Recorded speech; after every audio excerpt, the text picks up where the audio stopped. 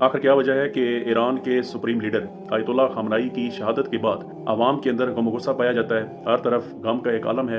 चाहे आप social media platform कोई भी देख लें, टिकटॉक, यूट्यूब, फेसबुक, इंस्टाग्राम या दीगर जितने भी सोशल मीडिया प्लेटफॉर्म हैं, हर तरफ आवाम के अंदर एक दुख का एक समा है और हर आंख अश्क बार है। आखिर क्या वजह है कि एक इंसान के चले जाने से तमाम की तमाम मुस्लिम उम्मा इकट्ठी हो गई, एक हो गई और यकजहती का सबूत दिया पूरी उम्मत ने, और हर एक ने कमेंट्स के ज़रिए या सोशल मीडिया पर वीडियो अपलोड करके हर एक ने अपने तासरात का इजहार किया है। और ये तारीख में पहली मरतबा हुआ है। हालांकि इससे पहले भी इस्लामी लीडरान को कत्ल किया गया, मारा गया, शहीद किया गया, जैसा कि लीबिया में गद्दाफी को अपनी अवाम के हाथों मरवाया गया।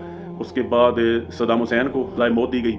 और बाकी अगर आप बात करें तो सऊदी अरब की तो शाह फैसल को जिस तरीके से अपने भतीजे के ज़रिए कत्ल करवाया गया। और अगर पाकिस्तान को देखा जाए तो ज़िया-उल हक को देख लें, जुल्फ़िकार अली भुट्टो को देख लें, किस तरीके से उन्हें फांसी दी गई।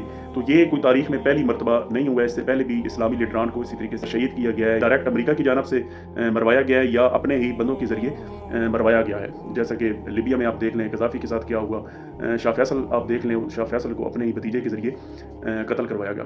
तो ये सिलसिला बहुत काफ़ी अर्सा पहले से ये चल रहा है, लेकिन तारीख में ये पहली मरतबा हुआ है कि एक बंदे के चले जाने से इतना हाई लेवल पर जो है ना एक इशू को उठाया गया है और अपने अपने तासरात का सोशल मीडिया पर हर एक बंदे ने इजहार ज़रूर किया है और हर एक आंख अश्कबार थी। और आखिर क्यों, इसकी वजह क्या है? कोई ना कोई वजह तो है ना। अच्छा, इसकी वजह जहाँ तक मुझे समझ में आती है ना, तो इसकी वजह यह है कि आप सल्लल्लाहु अलैहि वसल्लम की हदीस है। आप सल्लल्लाहु अलैहि वसल्लम ने फरमाया कि तमाम मुसलमान एक जिस्म की मानद है। अगर जिस्म के किसी भी हिस्से में कोई तकलीफ होती है, दर्द होता है, तो पूरा जिस्म उस तकलीफ या दर्द की वजह से बेचैन हो जाता है, बेकरार हो जाता है। उस दर्द और तकलीफ को पूरा जिस्म महसूस करता है। मिसाल के तौर पर अगर आपके सर में दर्द है तो सर में दर्द की वजह से आपका पूरा जिस्म बेकरार हो जाता है, बेचैन हो जाता है और उस तकलीफ को महसूस करता है। तो इसी तरह ईरान हमारा इस्लामी मुल्क है, हमसाया मुल्क है और सबसे बढ़कर मुस्लिम मुल्क है, और आयतुल्लाह खामनाई एक मुसलमान लीडर है और इसी वजह से ये पूरी मुस्लिम उम्मा को ये दर्द और तकलीफ महसूस हुई है उनकी शहादत के बाद। जैसे ही सोशल मीडिया पर यह खबर नशर हुई कि आयतुल्लाह खामनाई को अमेरिका और इसराइल की बामी कार्रवाई से शहीद कर दिया गया, तो उसके बाद आवाम ने अपने गम गुस्सा का इजहार किया है और हर आंख अश्कबार थी और हर एक ने यह दुख महसूस किया है। और ये तारीख में पहली मरतबा हुआ है और ये बहुत ही खुशाइन बात थी। और पूरी मुस्लिम उम्मा ने एक होकर दुनिया को ये मैसेज दिया है कि तमाम के तमाम मुसलमान इस्लाम के परचम तले एक हैं। अच्छा, अगर इख्तलाफात की बात की जाए ना, तो ये इख्तलाफात आज से नहीं है। ये कोई 1400-1500 साल पहले इख्तलाफात मुसलमानों के दरमियान शुरू हो गए थे। जब आप वसल्लम दुनिया से रुखसत फरमा गए, दुनिया से विसाल फरमा गए, तो उसके बाद एक बहुत बड़ा मसला खड़ा हो गया कि आप वसल्लम का जानशीन मुकर्रर करना था। और जानशीनी के लिए फिर मुसलमानों के अंदर इख्तलाफात पैदा हुए। सबसे पहले हमारे खलीफा हज़रत अबू बकर सिद्दीक़ रज़ी अल्लाह ताला अन्हु मुकर्रर हुए। जब उनकी वफ़ात हुई तो हज़रत उमर फ़ारूक रज़ी अल्लाह ताला अन्हु इस्लाम के दूसरे खलीफा चुने गए, मुकर्रर हुए। और जब उनकी वफ़ात हुई तो तीसरे खलीफा हज़रत उस्मान रज़ी अल्लाह ताला अन्हु मुकर्रर हुए। और जब इनकी शहादत हुई तो मुसलमानों में बाकायदा तौर पर इख्तलाफात शुरू हो गए थे। हज़रत उस्मान गनी रज़ी अल्लाह ताला अन्हु की वफ़ात के बाद जंग सफ़ीन हुई और जंग सफ़ीन के बाद फिर वाक़या करबला हुआ और मुसलमानों के दरमियान में ये इख्तलाफात शुरू हो गए थे। और ये कोई नई बात नहीं है, ये 1400-1500 साल पुरानी बात है।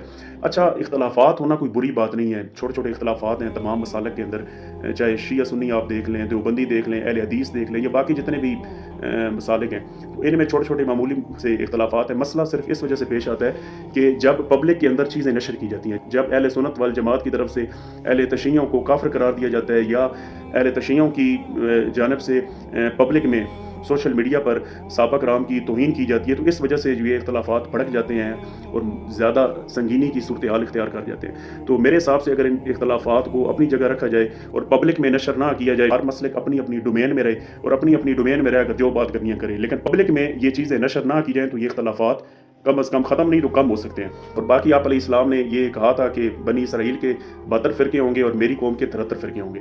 ठीक है, आप अपने मसलक में रहें, अपने फ़िरके में रहें, अपनी डोमेन में रहें, लेकिन किसी दूसरे को गलत ना कहें। जब हम किसी दूसरे को गलत कहते हैं तो वहाँ से फिर इख्तलाफात बढ़ना शुरू हो जाते हैं। और इसके अलावा हमारे 4 आइमा कराम हैं, जैसे कि इमाम अबू हनीफ़ा, इमाम अहमद बिन हंबल, इमाम मालिक, इमाम शाफ़ी। आप किसी भी एक इमाम की पैरवी या तकलीद कर सकते हैं, ठीक है ना। हर इमाम अपनी जगह हक पर है, सच पर है।